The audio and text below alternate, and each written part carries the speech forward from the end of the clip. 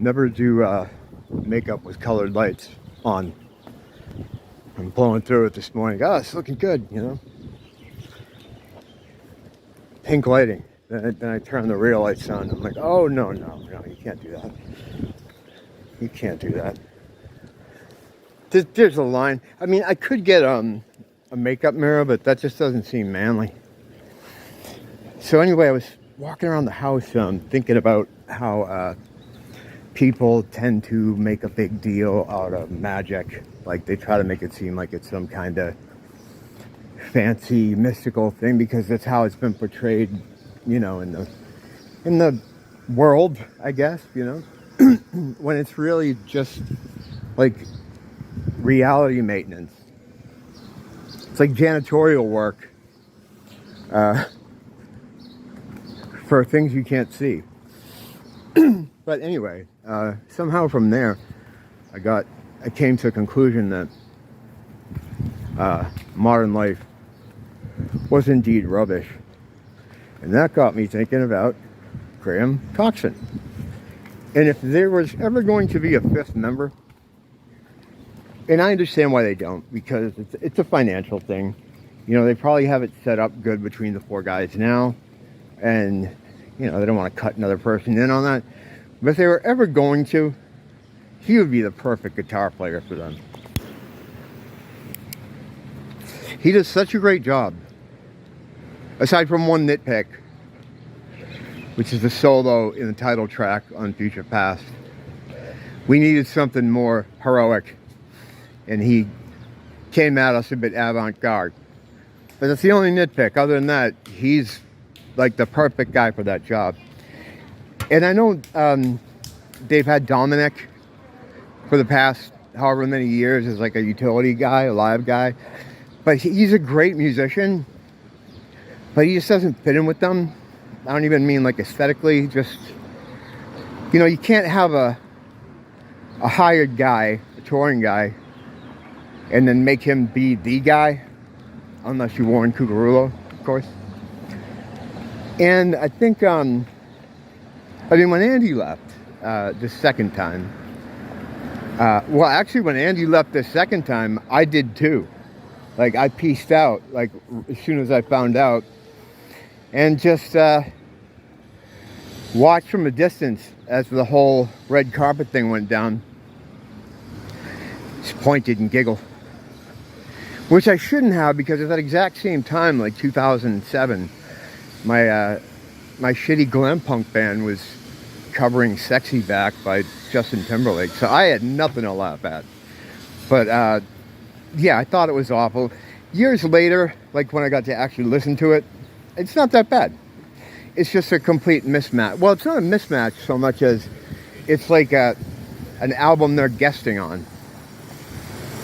But yeah, I didn't come back. God, I was out for a while. I didn't come back until Paper Gods. I got to admit. I know I like to tell people I've been a fan since 1982 because I have. But I dipped out. I was salty, man. Like, to me, it's like after they finally got back together, well, a lot of things went wrong. A lot of things went wrong with the reunion there. It took too long to get that album out, and I know they were trying to get a deal, and they had to kind of prove themselves by going on tour and generating some sort of hype for themselves. And then, like, they had trouble writing it, I guess. It was taking a long time to do that, too. So it's like all this shit. But the thing that sucks is now that they have all that stuff worked out, it'd be great, like, if they would do another one. But, you know, I guess it was the same stuff that drew them apart in '86. It's kind of replaying itself. And I read John's book and Andy's, and it's unintentionally hilarious how they both talk about, like, the same event, and they see it so differently, up to the point of one in particular, the Rolling Stones one, that in John's version of the story, Andy's not even there. He stayed at the hotel. And then Andy's version of the story, which I believe over John, because John will tell you he's an unreliable narrator and he has a hard time remembering a lot of that. In Andy's version of the story, John went because Andy just felt like he should invite him, but he was really drunk and he went there and made a fool of himself. In John's version, Andy wasn't even there. He stayed back at the hotel, and John had a great time with those guys, and they went out to breakfast with them or something. Just completely different stories. I don't know. Maybe the truth is in the middle somewhere. But I don't know if it was a north and south thing, or Midlands thing between those guys. That's a big problem with people over in England and the UK. They have that class thing going on that we kind of have a version of. Actually, in America, it's probably worse because it's drawn along political lines, you know, and that's just retarded. Like, everything's politicized to the point, like, even the jab thing. Like, if you haven't been jabbed, that means you support Trump, and you probably are ISTA this and phobic that and all this other kind of stuff. And so I think that, and not to get off on this subject, but I think that's why people get so angry. When they do, like, confront me in an elevator or something about it, about not having it over my nose, it's because they're not upset because they think I'm risking their health. They're upset because when they look at me, they see a non-compliance guy, and they see Trump, and they see their neighbor that they hate, and they see white supremacy, and they see all these things. They project all that stuff onto me, and that's why they get irrationally crazy, because there's no other reason for it. They don't know me, you know. Like, I get quite a few stories like that in my building, where I get in an elevator, and it's usually some guy that's probably used to fighting with people on Twitter. He's never been punched in the face before, so he doesn't have that filter, and he's just like, you gotta, it doesn't work unless you work correctly. Embarrassing. Not some, and again, I don't think it's because he's mad that I'm risking anyone's health, because I think deep down, everyone kind of knows it's not about health. But, I mean, not everyone, but I would say if you have a rational mind. But the thing is it's been drawn on political lines now, to the point where even though they know it's stupid, they have to go along with it because that's what their team wants. You know, if you pro Biden, you wear the mask and you get on your knees and you crawl. And if you don't, you're a Trump supporter. And also there's that other element of people not wanting to admit they've been fooled, or admit that they let their fear get a hold of them, and which made them pro-compliance. There's a whole lot of things wrapped up in there. I don't know how that ended up getting from Duran to here, but somehow it did. So we're going to go back to Duran. I get why Nick probably didn't want a full-time guitar player after Andy, because he always tried to minimize the rock part of the band, which I think was to his detriment, because I thought the winning formula for those guys was the perfect marriage of what, like, Andy was doing with the heavy guitar and Nick's mastery of weird sound is what made them. And as soon as they as the albums rolled on, especially when you get to Seven and Ragged Tiger, you have sort of more Nick, less Andy, more sort of synthy, keyboardy stuff. And I just don't, I mean, he won't even say the word rock, if you know what I'm talking about. So it's like he's not really a rock guy. And then having Warren in the band after Andy, who was just full on heavy metal hero a lot of times, I think Nick just didn't want a deal. And, you know, I know people don't like to hear it, but I think it's true. The controller, Nick, he is Duran. You know, I know he started with John and all that stuff. John's got his own things going on. He had a lot of vision too, of course, but the guy is Nick. He's the guy. He's Duran. Whatever. I know that people will object to that, but it's true. So I think he likes the freedom of being able to add what he wants when he wants and not having to be stuck with the guy he has to give parts to. But if they were ever going to do it and pull the trigger on that, Graham is the guy.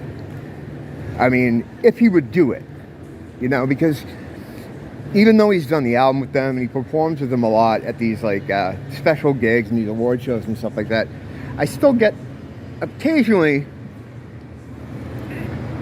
I get the feeling that he's kind of doing it ironically.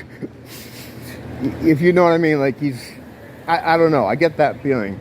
It might not be true, but I catch that from him. Because when you look at his background, you look at what they said about, you know, interviews about music in the 90s, you know, I just get the idea that he might have got into it in an ironic way, you know? I don't know. But if he would join and they could have him, they should take him because he's perfect, you know?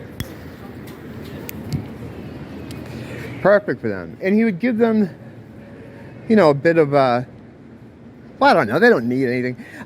I'd say, like, if they didn't have this career renaissance, which they're experiencing, much to all our delight, if that hadn't happened, I think there'd be more case for it.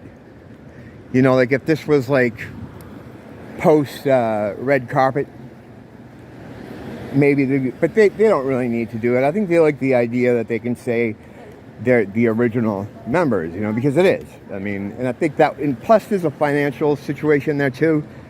So, I don't know. But if they were ever gonna, he'd be the guy. He's so good on that album, man. He's great. Aside from that one solo, he's amazing on that, you know. But I've listened again to Future Past quite a bit since the last review I made. I was watching my review the other day because someone made a comment on it. And my Future Past video is actually my most watched. You know, and when you have an average of 5 views per video, it doesn't need to scale quite a height to get there, but I think it's over like 1,000, which for me is kind of unbelievable. But so I was answering, so people still comment on it from time to time. And I was just talking to some guy who thinks said it sucks, he doesn't like it, and I get it, you know. I don't see how you could think that, but whatever, you know. But yeah, I was looking, I'm like, well, I actually have 3 videos about it. Future Past. One was the Future Past is Coming video, which is talking about what I hope for it. Actually, there was 4. I did another one that I thought just sounded too caustic and negative, and I didn't want people to get the wrong idea, so I took that off. And then I did initial thoughts on one, which was just like when I just got it, you know. And then like a week later, I did like a full, I'm crossing the street at the wrong time. I'd get a ticket immediately. A week later, I did more of a full one, you know, about the album. But even at that point, I'd only had it a week. Like, I was dogging Hammerhead, and I love that track. You know, and it kind of makes me wonder, it's like, you know, these music reviewers who always try to review the newer shit as soon as it comes out, even the good ones, you know. It's like, how long have you know, even if you listen to it 10 times in a row, it's not a repetition thing. It's a time thing. You know, it's not the years, it's the mileage, as Han Solo said. So it's like, I know a lot of records, like every time Bowie would put on a new album, I'd say, this is dog shit, awful. And then like a month later, it's like, wow, this is the greatest thing he's ever done, you know? It's the best since Scary Monsters. his albums after Scary Monsters should have just came with that sticker on it, because every fucking time that's all it was. It's the best in Scary Monsters. And the truth is, none of them are the best in Scary Monsters. The only one that you could really make a case for, I think, to be as good would be The Next Day. You know, I like Black Star, but when people talk about it being one of his greatest, I think there's just a little bit of the whole fact that he kind of designed the release of it around his death and everything. Which, if you were really dying, that's not something you would do. Sorry. But, you know, we know he's not really dead because he eulogized himself as his friend from Castle Music. It's still on YouTube. I'm surprised it's still on. You could find that. And if even, like, I would say, well, maybe not a casual Bowie fan, but if you have a PhD in the man, like I do, or the equivalent of, you watch this interview and you're just like, oh, that's him, pretending to be a friend from a music company that doesn't exist. They did that with Michael Jackson. They did that with Prince. They don't kill these people. You know, a lot of people think when the elite, Illuminati, whatever weird Masonic group they're part of, kills a lot of these people, like Tupac or whatever. I don't think that they just take them off the board, because these people were playing a character to begin with.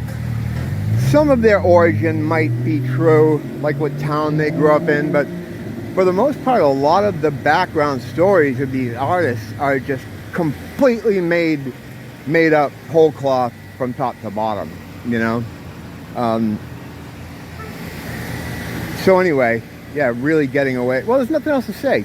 Graham Coxon should be in Duran Duran if they were going to get a fifth guy, which they're not going to get. So I guess this whole thing really wasn't... no, I got to talk about future past. Oh yeah, and the fact that my thoughts on it didn't really match that video all that much, the review I did of it. I mean, the positives do, but some of the things I was negative about, especially Hammerhead, it's like, what was wrong with me?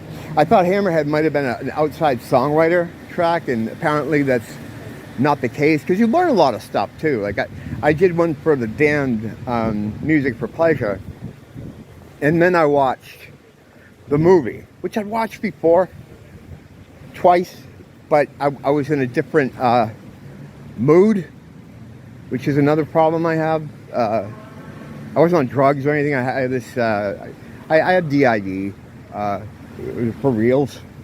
You know, I'm not like, I'm not saying anybody pretends to have it, but you see a lot of people with that. I don't talk about it much because I don't want to have to take up the paperwork, which I'm probably going to do, just to show people, because it's a very rare disease, or illness, or ailment, or the fuck it is, so.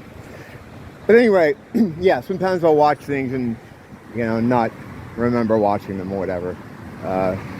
But yeah, so then, man, talk about going off the road every 2 seconds. Music for Pleasure review. I watched that movie again. It filled in a lot of blanks, and it showed me some of the stuff I was wrong about. So what I'm saying, long story, very long, is that sometimes you need more time before you talk about these things, especially art. You know, art kind of, you change. You know what I mean? That the art stays the same. You change. It's just your perspective that changes. And I can't say I feel the same way about most music that I did in the first week I had it. So I'd like to touch back on future past at some point in the future past. All right. Don't blame the teacher.